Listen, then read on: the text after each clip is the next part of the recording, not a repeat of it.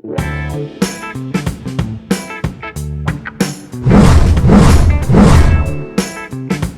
problem on 3D forces. So, ang pinapahanap sa atin dito sa sample problem na to ay yung magnitude ng F3. So, ito yung figure natin. Meron tayong F1, which is 80 Newton, F2, which is 110, and then we have the resultant force sa tatlong forces na yan. Fr equals 120 Newton. Tapos, ito naman yung mga angles or yung mga component references or directions natin based from x, y, and z. So, ito yung axis natin, no? X, y, and z. Ito yung positive x, positive y, and positive z. Tapos dito naman sa sinulat na natin dito sa section na to, no? Yung mga given. So as mentioned earlier, ito yung mga magnitude, 80, 110, and 120. Tapos yung mga angles, first dito tayo sa F1. So nasa ano lang tayo, no? XZ plane. So for x na component, so we have yung horizontal naman na partner niya, no? So we have 4 over 5. And then we have for the z component, that's the vertical, 3 over 5. So ito yung mga sinulat natin dito. Since wala siyang papunta dun sa y-axis natin, so of course, yung b1 natin or beta 1 is 0. So for f2 naman, ito yung F2, no? Ayan, ito yung F2. So, makikita natin na perfectly vertical siya downward. So, ibig sabihin, wala siyang X and Y na component, nasa Z lang. Which is yung angle naman niya is 0. So, yung angle niya is 0, cosine 0 is just equivalent to 1. So, ito yun yung sinulat natin, 1. Okay? So, para pag i-multiply natin siya sa F2 na 110 Newton, ang lalabas lang is 110 Newton downward. Okay? So, negative pala to, no? Negative 1 kasi downward siya, no? And then for FR, meron tayong 120 Newton. Ito medyo tricky na part yung pagkuha ng mga angles ng FR, no? So, yung FR kasi, kailangan natin kunin yung mga, ito, no? Meron siya dapat along the X na, oops, dito pala natin yan dapat i-drawing, no? Along the X na axis, tapos meron siyang along the Y na axis, and then of course, meron siyang vertical, no?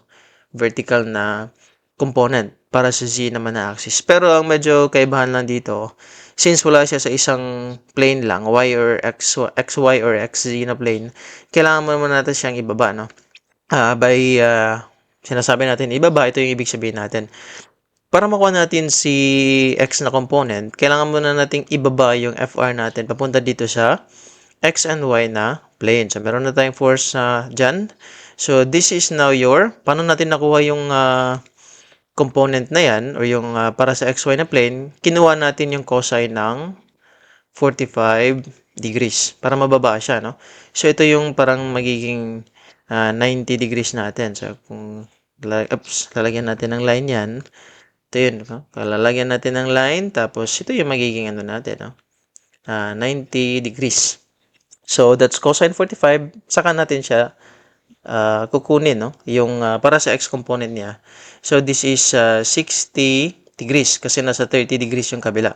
So, therefore, after mo mag-sine or cosine 45, pupunta ka na ngayon dun sa x-axis, which is cosine 60.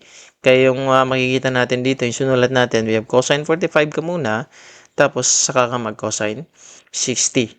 In the same way, dito sa y-axis natin, magko-cosine 45 ka muna, yan, saka ka pupunta dun sa kabila, papunta dun sa y-axis, which is now equivalent sa cosine 30. So, meron kang cosine 45, and then, after nun, kukuha ka ng cosine 30. Para naman dito sa z-axis, diretso na siya vertical, no? So, parang ito na yung vertical na component ng FR. So, magiging ano lang siya diretso. Sine 45. So, ito na yun, no? Sine 45. Kasi ito pa rin yung triangle na ginamit natin. So, ito yung cosine 45. Yung vertical naman niya, yung patayo niya na component is sine 45 na agad. Okay? So, ito na ngayon yung mga given na details na makikita natin sa figure. Tapos, again, yung pinapahanap sa atin si magnitude ng F3. Ngayon, para makuha natin yung magnitude ng F3, kailangan natin kunin yung F3i, J, tsaka K. Kasi, si F3 makukuha lang natin siya as the square root ng F3i squared plus F3j squared plus F3, oops, ayusin lang natin yung pagkasulat, F3k squared. So, yun, para makuha natin si total na magnitude ng F3 or yung resultant no, tatlong forces na yan. Okay? And then ganito lang yan no, para makuha natin yung ijk ng F3, i-equate lang natin lahat ng I. So yung bali yung linya na to no. So yung F's nga gamitin na lang natin yung line na yan. So bali ito no. Yan, lahat niyan i-equate natin yan. Tapos ito naman i-equate din natin yung lahat ng J. Tapos ito naman i-equate din natin lahat ng para sa K na dimension. So start tayo with yung mga alpha no, yung along sa x-axis. So for F1 we have 4/5 or 4/5 times 80 Newton plus we have 0 no, 0 ng 1110 or 110. Tapos dito naman sa FR, syempre sa FR yung pagiging resultant niya. So unahin muna natin si F3i. So we have F3 I equals yung resultant natin which is cosine 45 cosine of 60 times 120 Newton. Okay? Tapos dito naman tayo sa J. So 0, 0. Isa lang yung ano natin, no? So we have F3. J is equivalent na siya agad dito sa cosine 45 cosine of 30 of 120. So meron na tayong J agad, no? F3J. Tapos dito naman sa huli, so we have 3/5 of 80 plus, of course, negative pala to, no? Kasi minus yan. So we have minus 110 and then we have plus F3K that's equivalent to sine 45 of 120. Ngayon, i-check natin yung directions natin. Tama naman na positive lahat si F1, no? Kasi papunta dito lahat. Tapos si F2 naman, negative siya, downward, no? And then si F3, i-check natin. So, positive si Z. Negative yata ang makukuha natin para kay X, no? Kasi di ko alam kung papunta dito sa atin or papunta dun palayo, no? Papunta dun sa kabilang direction. Pero makikita natin yan mamaya, no? And then si FR naman, positive lahat, no? Positive si Z, positive din si Y, at saka si X. So, tama naman. So, makikita na lang natin mamaya. So, ngayon, meron na tayong value ng F3J, which is equivalent dito. Unahin na natin yan para, mas madali kasi siyang isolve, no? So, we have 120 cosine of 45 cosine of 30. So that's 73.48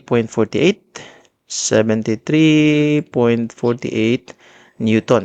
Next natin is si F3i. So we have 120 cosine of 45 times cosine again of 60. That's 42 minus ng 4 times 80 divided by 5. That's negative 21.57. So therefore, tama nga yung hinala natin kanina, no?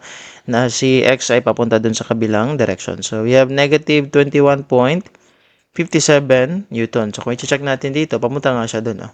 Sa kabilang direction, sa X, negative na X direction. Tapos dito naman tayo sa F3K. So we have sine 45, no? 120 sine 45 minus, meron tayong plus 110, no? Plus 110, minus tayo ng 3 times 80 divided by 5.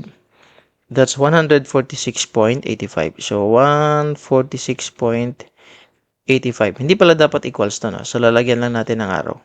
Ibig sabihin lang yan, yung kinukuha natin na value dito is yung F3 na mga components. So, we have, this one is for F3i, this one is F3j, and then, of course, this one is Newton yan. F3K.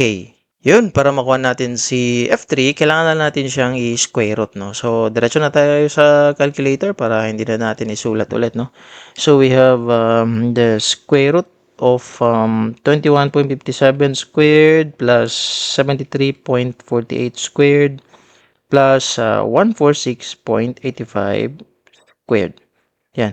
So, we have 165.62. So, 165.62 Newton. So, ito na ngayon yung final answer natin para sa magnitude ng F3. Okay, so yun na yun para sa sample problem na to, no? So, again, thank you again for watching and see you sa mga next na mga sample problems natin. Kung merong katanungan or may mga medyo confusing na parts, type lang sa comment section natin at i-try nating i-address kung merong mga questions. Again, thank you and see you sa mga next na sample problems natin.